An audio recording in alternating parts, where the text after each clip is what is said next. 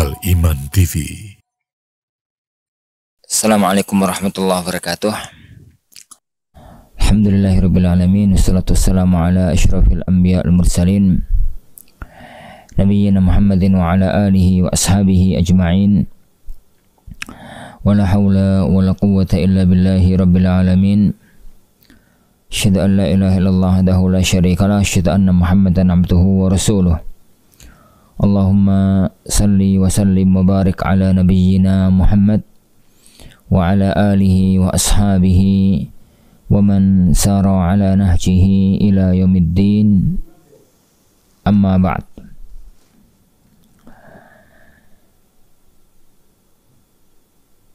Akhwani wa akhwati fid din, azani Allahu wa iyyakum, para pemirsa Iman TV, para pemirsa Al-Furqan TV, dimanapun Anda berada, yang semoga senantiasa dirahmati, diberkahi oleh Allah Subhanahu wa Ta'ala. Alhamdulillah, di malam yang berbarokah ini kita kembali bertemu di majelis kita, majelis tafsir Al-Quran Al-Karim oleh Al-Imam Jalaluddin Al-Mahalli dan Jalaluddin As-Suyuti rahimahullahu ta'ala, yang kondang di negeri kita dengan nama Tafsir Al-Jalalain. Kita sekarang pada surat Al-Baqarah ayat 186. Ayat 186. Beliau mengatakan, ini firman Allah Subhanahu wa ta'ala, wa idza sa'alaka 'ibadi 'anni fa inni qarib ujibu da'watad da'i idza da'an falyastajibu li wal yu'minu bi la'allahum yarshudun. Beliau mengatakan, wa sa'ala jama'atun an-nabiyya, beberapa orang bertanya kepada Nabi sallallahu alaihi wasallam. Mereka mengatakan, aqaribun rabbuna fanunajih am ba'idun fanunadih. Aqaribun rabbuna, apakah Tuhan kita itu dekat? Fanunajih, nek Tuhan kita itu dekat, ngomongnya itu ya pelan-pelan aja, bisik-bisik. Am ba'idun, ataukah Tuhan kita itu jauh? Fanunadi, maka perlu dipanggil, perlu manggil karena jauh. Fanazala, maka turunlah firman Allah ini.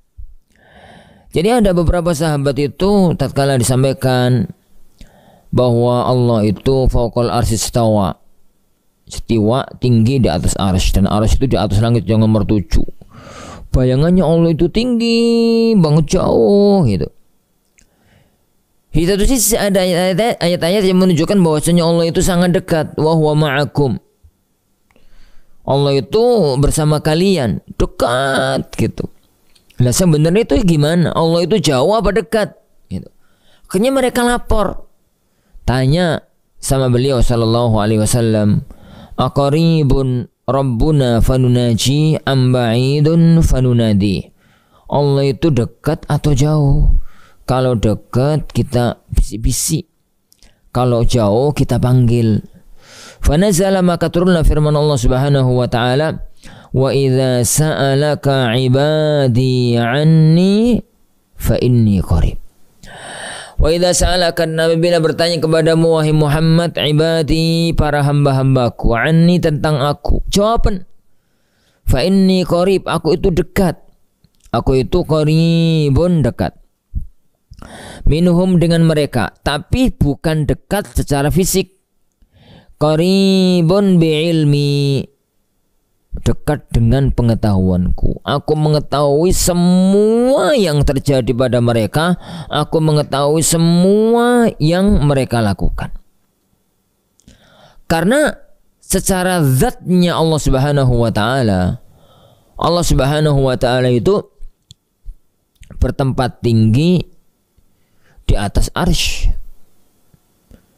Lah, yang dekat dengan kita itu pengawasannya, penglihatannya, ilmunya, itu semuanya yang dekat dengan kita. Inni qarib minhum, dengan mereka, dari mereka, bi ilmi, dengan ilmuku. fa ukhbiruhum bidzalika, maka aku akan menghabari mereka dengan itu. Ujibu da'watad da'i idza da'an, aku akan mengijabahi, mengabulkan doanya orang yang berdoa. Idza da'ani, apabila dia itu berdoa kepadaku. Bi inalatihi ma sa'al, dengan memberikan kepada dia apa yang dia minta. Apa yang dia itu minta.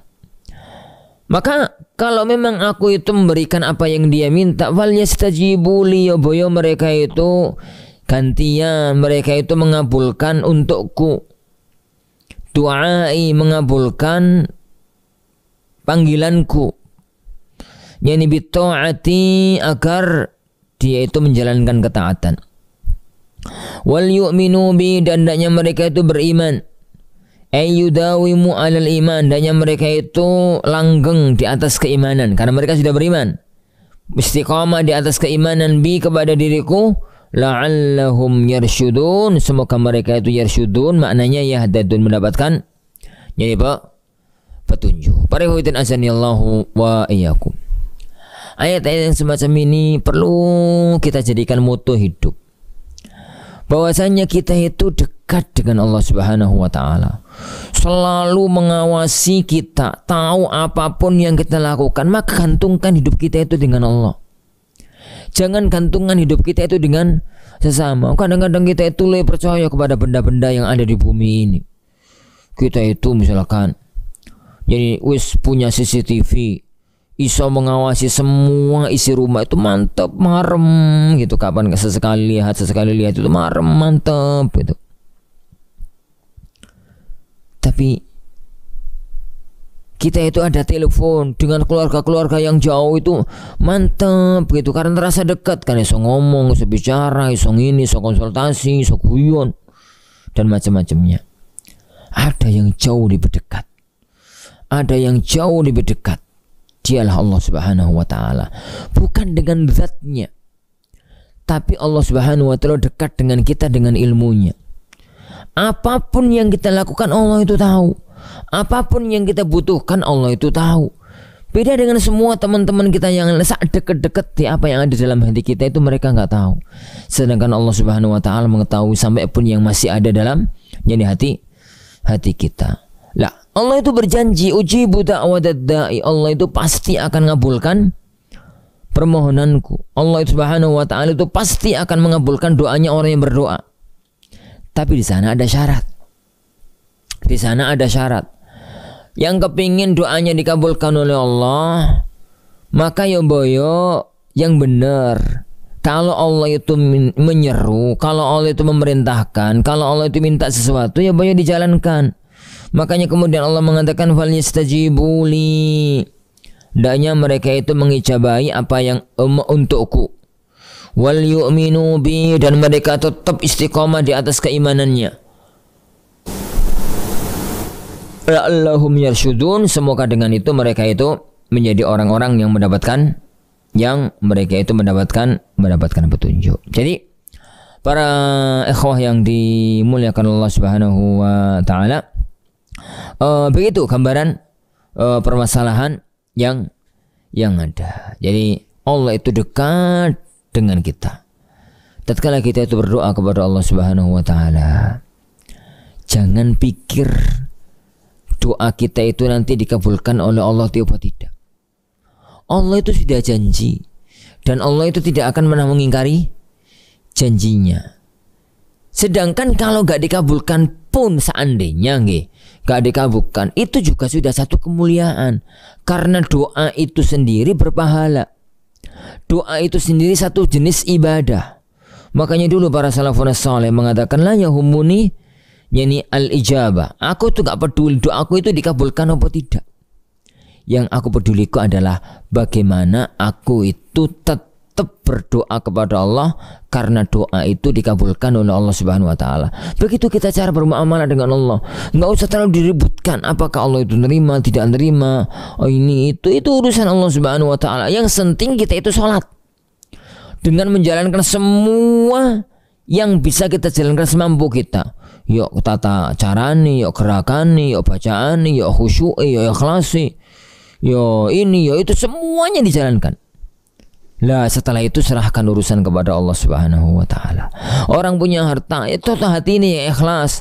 Kemudian dia bersedekah, wakaf dan macam-macam. Urusannya setelah itu serahkan kepada Allah Subhanahu wa taala. Hanya Allah Subhanahu wa taala yang Maha tahu apa yang mesti Allah berikan kepada kepada kita. Begitu juga dengan doa. Doa itu adalah ibadah. Doa itu adalah ibadah kepada Allah Subhanahu wa taala, maka enggak terlalu penting. Jadi kita itu tahu, kita itu ngerti bakal didoakan atau jadi bakalan dikabulkan oleh Allah atau tidak. Yang penting bagi kita adalah terus berdoa dan berdoa. Dan yakinlah Allah akan mengabulkan doa kita karena Allah telah berjanji, yani ujibu da'watad da'i, aku itu akan mengabulkan doanya orang yang berdoa kepadaku, dan Allah itu la yukhliful mi'ad. Allah Subhanahu wa taala tidak akan pernah mengingkari janjinya. Wallah. Nah, kemudian Allah Subhanahu wa taala kembali bicara tentang masalah fikih puasa.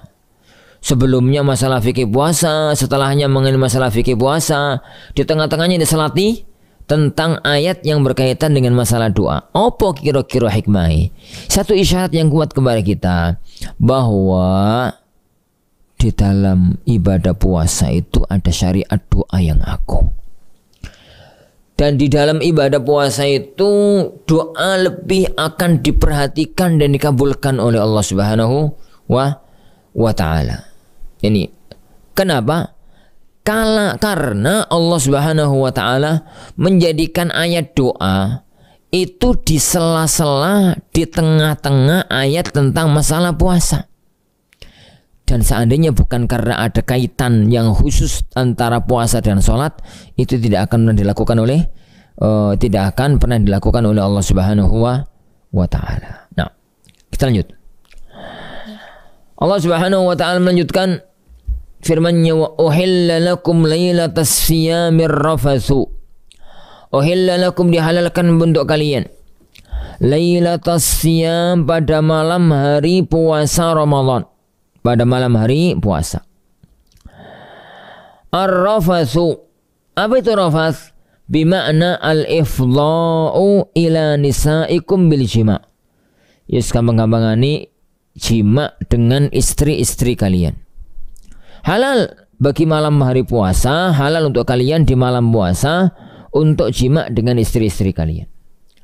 Nazala, ayat ini turun naskhan lima kana fi sadril Islam.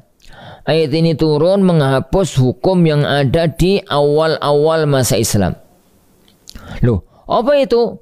Min tahrimihi wa tahrimil akli wa syurbi ba'dal isya. Di awal-awal masa Islam, wong poso Ramadan, yang wajib puasa Ramadan itu nek wis isya maghrib deng gitu ya, itu sahur. Nih kok sahur, buka ya boleh makan, boleh minum, boleh kumpul suami istri begitu. Tapi nek wis adzan isya ya sudah, nggak boleh lagi untuk makan, untuk minum, untuk kumpul suami istri gitu, nggak boleh sampai besok. Jadi waktu untuk buka itu dikit itu dan berat itu rasanya. Ini pada waktu itu untuk berpuasa. Nah, sampai kemudian Allah Subhanahu wa taala menurunkan ayat ini. Uhilla lakum lailatas siyamir rafathu. Dihalalkan bagi kalian di malam puasa itu berbuat rafath, bimana jima dengan istri-istri kalian. Taib.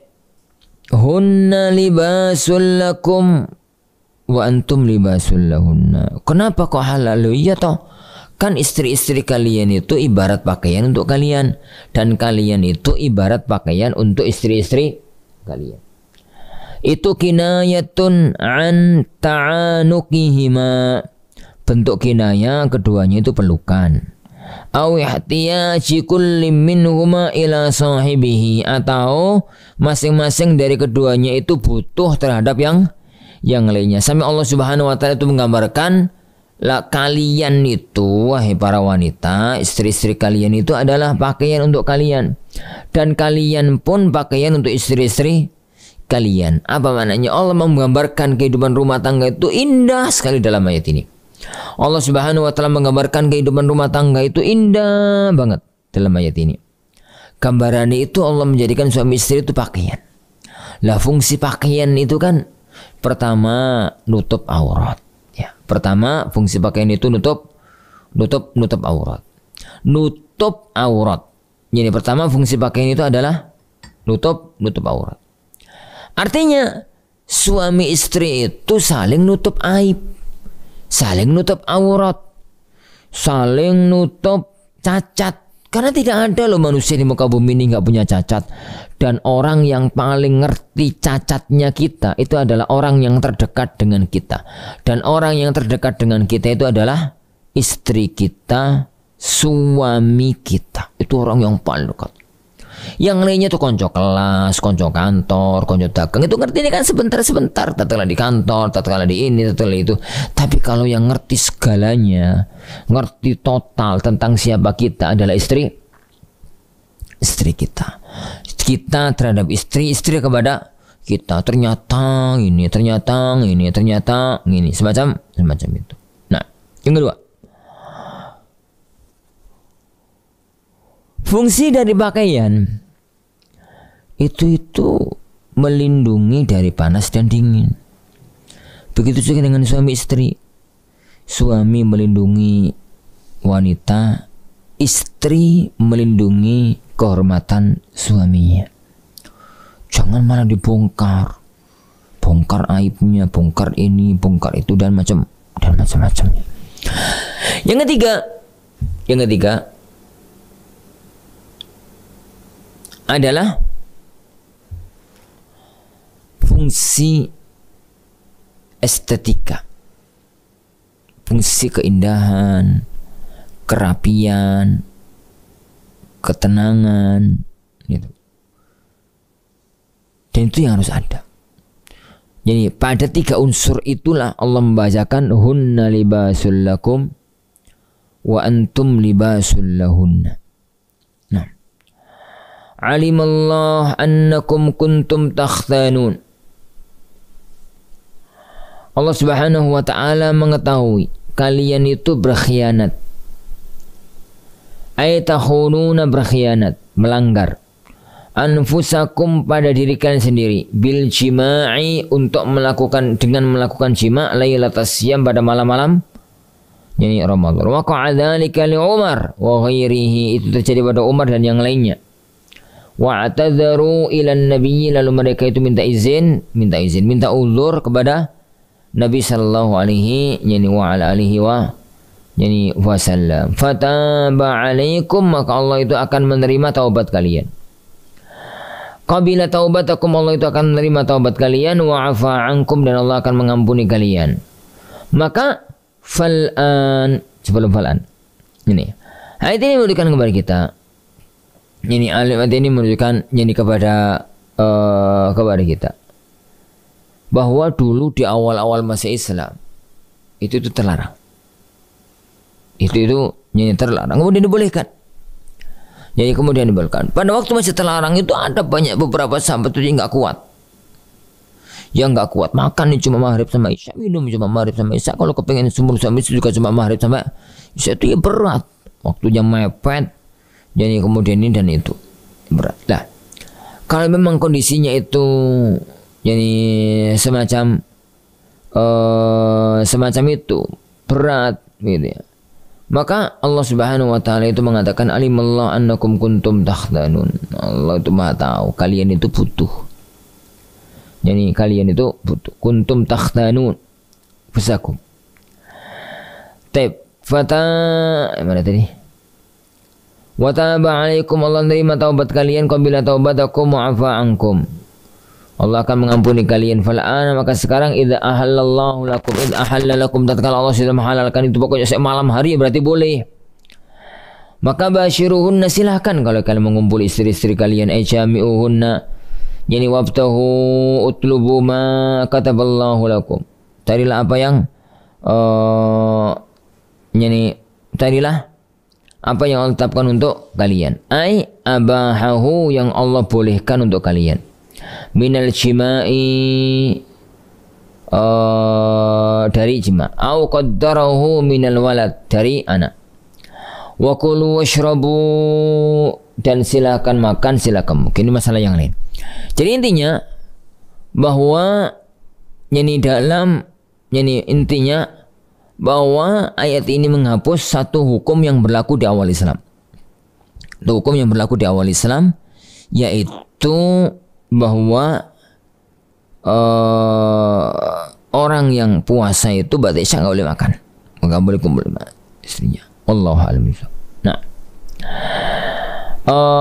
al-ana basyiruhunna wabtahu, dan carilah, utlubu ma kataballahu lakum, Allah yang Allah tetapkan, ay abahahu minal jima' wa kulu washrabu, silakan makan, silakan minum, al-laila kullahu, semua malam. Malam itu mulai ba'da maghrib, begitu azan itu sampai isya, itu sesuatu yang silahkan makan, silahkan minum. Wa kulu washrabu al-laila kullah hatta yatabayyana, hatta yadhhar, sampai nampak, lakum, untuk kalian, al-khaytul abyadu minal khaytil aswadi minal fajr, mulai nampak benang merah dari benang hitam dari fajar. Ai as-sadiq, fajar sadiq. Kenapa? Karena fajar itu ada dua. Ada al-fajru sadiq, fajar sadiq. Ada al-fajru al-kadhib. Al-fajru fajran. Kata Rasulullah SAW. Al-fajru fajran. Fajar itu ada dua.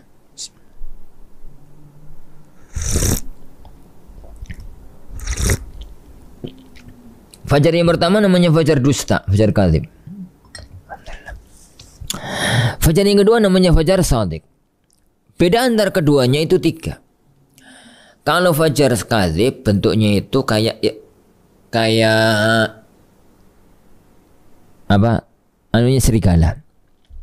Ekornya serigala. Bentuknya itu nyentit gitu ke atas, bawahnya pak gede, terus mengerucut bentuk sepertiga. Bentuk segitiga Pak, sepertiga. Sedangkan fajar sadiq itu bentuknya kayak garis di ufuk timur gitu, melebar kanan kiri. Tapi itu yang pertama. Yang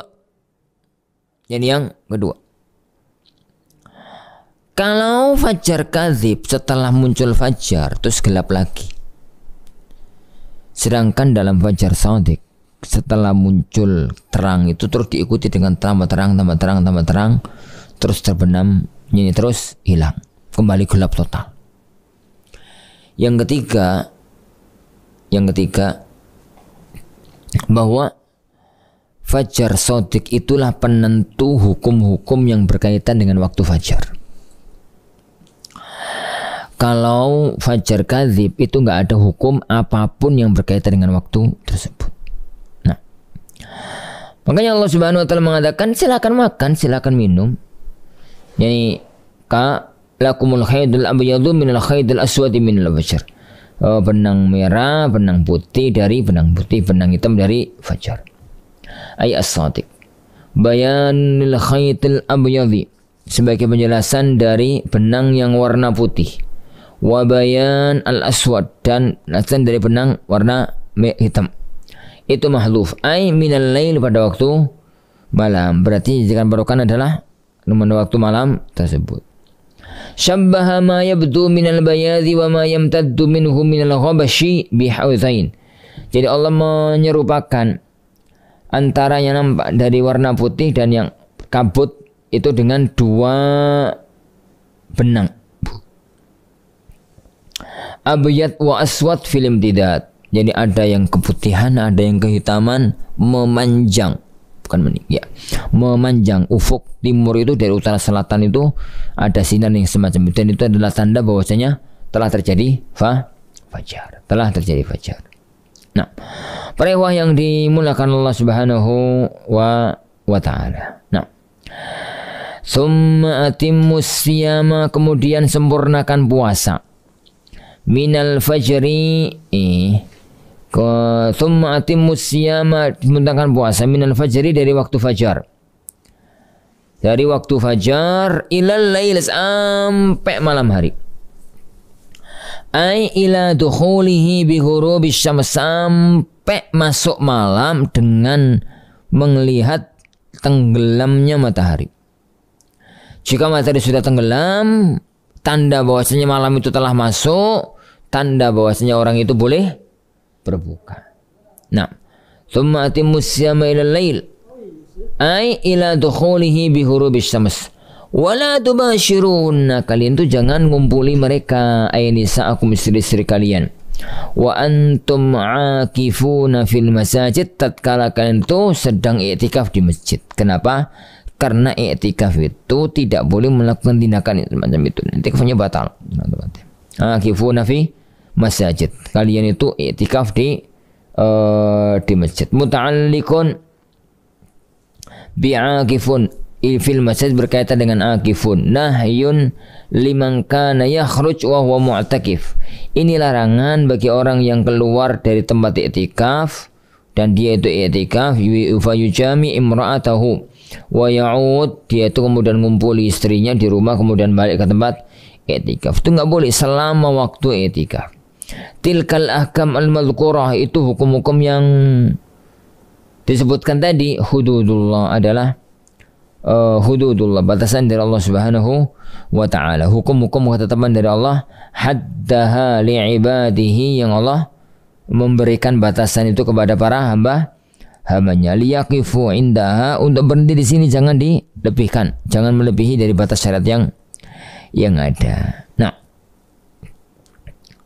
para hadirin azani Allah wa iyyakum, yani fala taqrabuha, maka jangan kalian dekati. Ablagh min wala ta'daduha, daripada kita mengatakan jangan kamu melampaui batas, karena mendekati aja itu lebih daripada segalanya. Fala taqrabuha ai fal ablagh, lebih mendalam, min la ta'daduha, jangan kalian itu tidak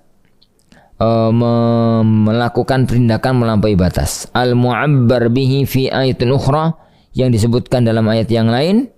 Kadzalika, demikianlah, kama bayyana lakum, sebagaimana Allah jelaskan untuk kalian, ma dzukira, yang disebut, yubayyinullahu ayatihi linnasi la'allahum yattaqun, Allah itu menjelaskan pada ayat-ayatnya kalian orang-orang yang bertakwa. Wallahu alam bi ashab. Intinya, yani poin-poin yang ada dalam ini memberikan kepada kita, pertama dulu di awal-awal masuk Islam itu kalau sudah Isya itu nggak boleh makan, nggak boleh minum, nggak boleh, itu cuma maghrib sampai Isya.